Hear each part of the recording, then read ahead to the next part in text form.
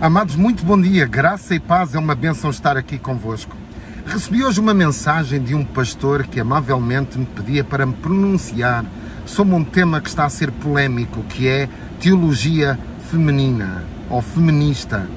Eu acho muito engraçado este tema tão atual, mas que não tem sentido nenhum, absolutamente nenhum, aos olhos do Deus Todo-Poderoso, aos olhos de Jesus Cristo, que julgará todas as coisas, e que todos nós um dia compareceremos diante do tribunal de Cristo para sermos julgados não somente pelas nossas obras, mas também pelos nossos pensamentos e, acima de tudo, por todas as palavras que saem da nossa boca.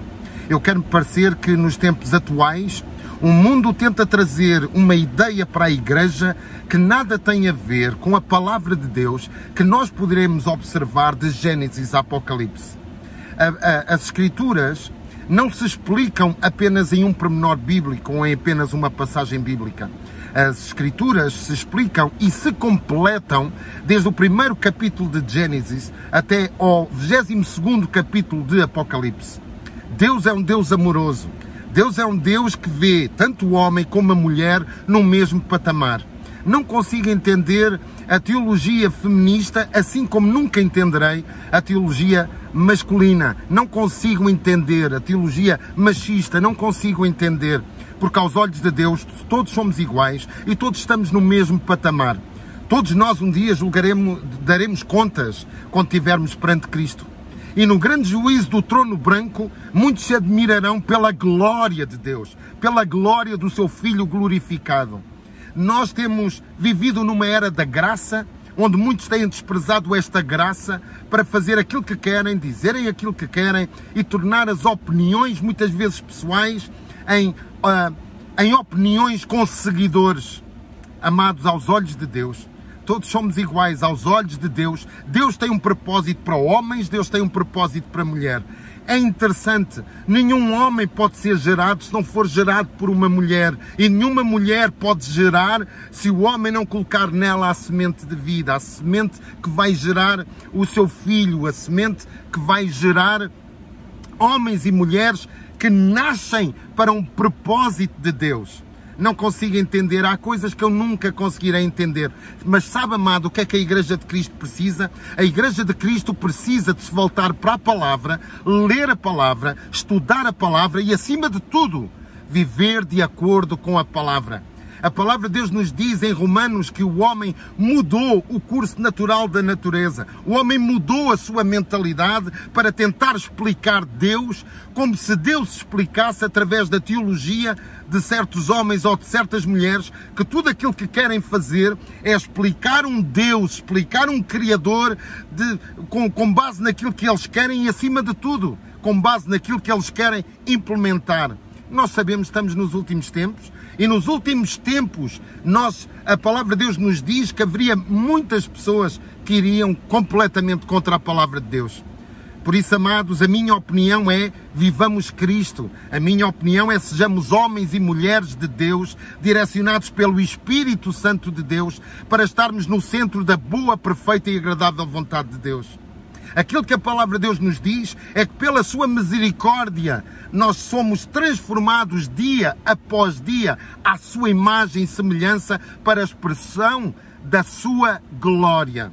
Não a expressão da glória humana, não pensamentos humanos, não linhas e correntes de pensamentos e de atitudes que interessa certamente ao inimigo da nossa vida. Não consigo entender muitas coisas na palavra de Deus trazidas para os tempos atuais. Não consigo entender. Não é os tempos atuais aliás, não é a palavra que tem que se adaptar aos tempos atuais.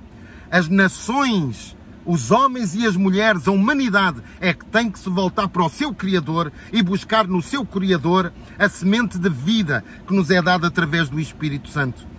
Muito mais do que temas sem qualquer sentido, aquilo que nós precisamos é de viver verdadeiramente na direção do Espírito Santo de Deus que habita em nós, nos fortalece, nos direciona para um único propósito: amarmos a Deus acima de todas as coisas.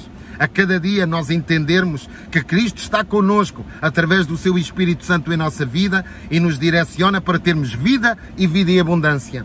A palavra de Deus nos diz em João 10:10 que o inimigo vem para matar, roubar e destruir. Através de linhas de pensamento, o inimigo também rouba a paz de muita gente, destrói o pensamento e destrói a mente que deve ser sã em homens e mulheres de Deus.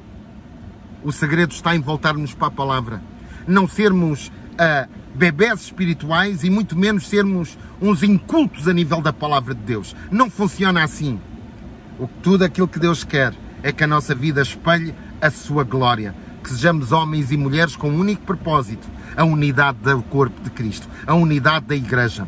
E amados, Cristo está a preparar a sua noiva adornada para se encontrar com o noivo. E ao se encontrar com o noivo, todos nós seremos julgados. E a diferença é quem tem o selo de Deus e quem não tem o selo de Deus. E a diferença é aqueles que lavaram as suas vestes no sangue do Cordeiro e aqueles que não lavaram as suas vestes no sangue do Cordeiro. Aqueles que tributaram a sua vida para glorificar o nome de Deus, para glorificar a obra de Jesus na cruz do Calvário, e não muitas vezes pensamentos que são... como é que eu hei de dizer isto? Muitas vezes há determinados pensamentos que começam a surgir com um único objetivo: legalizar aborto, legalizar homossexualismo, legalizar lesbianismo, fazendo com que Deus ama tudo e todos. Amados, Deus é um Deus de amor, mas Deus é um Deus de justiça. E jamais Deus irá contra a sua palavra, e jamais os princípios de Deus são negociáveis no trono de Deus.